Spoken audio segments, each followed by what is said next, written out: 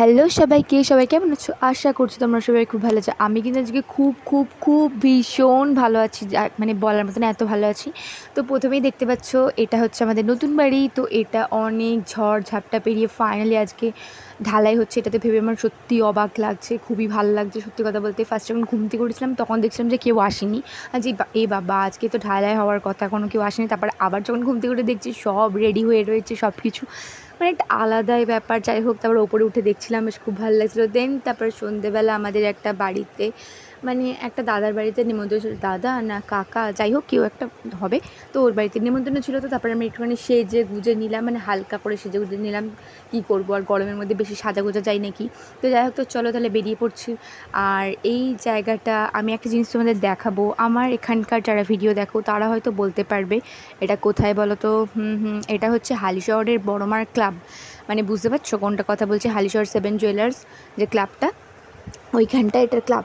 তো আমি এই রাস্তাটা দিয়ে যেতে হবে, তো সেই জন্য আমি এই রাস্তা দিয়ে আসছিলাম। তো তারপর তোমরা দেখতে পাচ্ছ আমরা চলে এসেছি বাড়িতে। তারপরে দেখো ওখানে আমরা এখন যাবো, যাওয়ার পরে আগে ঠাকুরটা দেখে নিই। তারপরে প্রথমে দেখতে পেলাম যে ওদের ঠাকুর ঘরে, তো এটা শ্রী গুরুর ঠাকুর। তো চলো তোমাদের একটুখানি দেখালাম, তোমরা একটুখানি প্রণাম টরাম করে নিও। হ্যাঁ হ্যাঁ। তারপরে দেখো আমরা এখানে উঠছি ছাদেই, যেহেতু পুজোটা হয়েছিল। তো তারপরে এখানে আমরা ওঠার পরে এদিক থেকে দেখছিলাম যে আমরা নাকি এই দিকটা হয়ে যেতে পারছি না। তো তারপরে চলো তাহলে ওই দিকটা যাওয়া যাক। তারপরে আমরা ওখানে হাঁটতে হাঁটতে ওই দিকটায় চলে গেছি। দেন তারপরে দেখো দেখতে পাচ্ছ পুজো হচ্ছে। আর যেহেতু অমাবস্যাবাদের সারা রাত্রি ধরে পুজো হবে, তো সেই কারণে সব কিছু রেডি করছিলো। হ্যাঁ, তো পুজো কি স্টার্ট হয়েছে কিনা আমি ঠিক বলতে পারছি না, কারণ অনেকক্ষণ ধরে সব কী সব করছিলো আমি ঠিক জানি না। যাই হোক, তো তারপরে তোমাদেরকে একটুখানি দেখালাম। তো তারপরে আমরা ওখানে বসেছিলাম, যে ভাবছিলাম দেখছিলাম, বেশ ভালো লাগছিলো। আর যদি একটু বাড়িটা একটু কাছে থাকতো তাহলে দেখতাম, আমার বেশ ভালোই লাগে সব পুজো আচ্ছা দেখতে। আর কালী পুজো মানে দেখি, যাই হোক। তারপরে আমাদের যেহেতু সবাইকেই বলেছিলো, যেহেতু আমার বাবা আসতে পারেনি, তাহলে আমি চলো একটুখানি দেখেই যাই না কী হবে, অনেকক্ষণ একটু থাকবো। যাচ্ছে না থাক, বেশিক্ষণ বেশি রাত্রি করলে যে গেলে যাওয়া হবে না। আর এদিকে ভিডিওগ্রাফিটা দেখো আমি করেছি, কেমন লাগছে কি বলবো আর, মানে যাই হোক। আর কালী পুজো এরকম লাল ধুতি পরে লাল জামা পরে করে কেন কি জানি, আমি না ভাবি শুধু তাহলে কী দরকার, সে ভাবার নিশ্চয়ই কোনো কারণ আছে, তো সেই কারণেই হয়তো করছে। তো তারপরে সেই কারণে আর বেশি নাড়াঘাটা করি না। হ্যাঁ, তা দেখি ব্যাস, আর কিছু না। যা নেমন্তন্ন করেছে চুপচাপ গেছি, খেয়েছি, দেখেছি, চলে আসবো। তার না এত প্রশ্ন জাগার কী আছে, কিন্তু কী করবো আর, আমি একটু উঁচাটে টাইপের। যাই হোক, তো তারপরে আমি এখানে বসেছিলাম, মানে আমি না শুধু, ওখানে অনেকেই বসেছিল, অনেকেই পুজো দেখছিলো। কেউ খেয়ে দিয়ে এসেছিলো, কেউ মানে ওপর নিচ থেকে খেয়ে দিয়ে এসেছিলো, কেউ আবার পরে গিয়ে খাবে, পুজো দেখছে। তো সেই কারণেই আর কি। আর আমরাও এখানে একটুখানি বসে দেখছিলাম, তো তোমাদেরকে একটু দেখাই।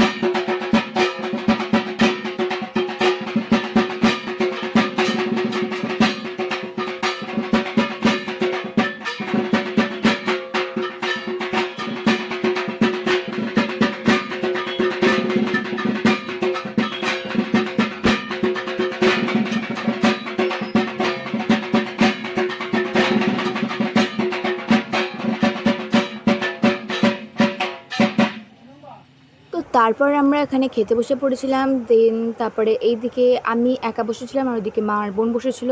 দেন এখানে খাওয়া দাওয়ার সময় দেখছিলাম যে মানে অনেক লোক পড়েছে, অনেক প্রচুর ভিড় হচ্ছিলো সত্যি কথা বলতে। তারপরে আমরা বেশি দেরি না করে খেতে বসে পড়েছিলাম। তো তারপরে দিয়ে দিয়েছে থালা গ্লাস, এখানে বসে রয়েছে একা একা। আমি ভাবলাম হয়তো আমার পাশে আরেকজন হয়তো কেউ বসবে, কারণ 4টে করে সিট দিয়েছে। তাই যে না, কেউই বসেনি। দেখলাম যে তাহলে ঠিক আছে চলো একাই বসে যাওয়া থাকতে, ওটাই ভালো হবে। তো তারপরে এখানে দিয়ে দিচ্ছে ফ্রাইড রাইস। ও মা, ঠাকুরটাও জানে আমার কী খেতে ইচ্ছা করে কি না করে। আমি ভাবছিলাম এই যে ইস, যদি ফ্রাইড রাইস করে তো কত ভালো হবে। হ্যাঁ সত্যি ফ্রাইড রাইস করেছে। যাই হোক, তো তারপরে দেখো, তারপরে ফ্রাইড রাইস, আলুর দম আর চাটনি পাঁপড় পায়েস করেছিল। দেন খেয়ে নিয়ে বাড়ি আসার সময় আমাদের এই কুকুরটাকে দেখতে পেলাম। ওর অ্যাকচুয়ালি টিউমার হয়েছিল, তো সেই কারণে ওকে অপারেশন করতে নিয়ে গেছে ওইখানকার একটা মেয়ে। দেন ওইখানে তোমার অপারেশন করে ওখানে রেখে দিয়েছে ওকে, এখন পুরো রেস্টে আছে। তো ভাবলাম যে একটুখানি দেখা করে আসি কেমন আছে। তো যেই ডেকেছি লালি লালি বলে তাকাচ্ছিল আমাদের দিকে। তো তারপরে দেখো সবশেষে বাড়ি আসছিলাম, আর এদিক থেকে কাকিমা বলছে আমাদেরকে ভিডিও নিয়ে, এদিকে গল্প করতে করতে আমি ভুলে গেছিলাম যে ভিডিও করছিলাম, কোনো মানে আছে। ঠিক আছে চলো তাহলে লাইটের সামনে একটুখানি ভিডিও করবো, তখন এসো। আর এদিকে চন্দ্রকে বলছে এই চন্দ্র তুই এদিকে আয়। চন্দ্র এদিকে, ও ফোন ঘাটছিল। দেন তারপরে এবার মা তো বিরক্তি হচ্ছিলো, মা পছন্দ করে না একদমই এইসব জিনিস।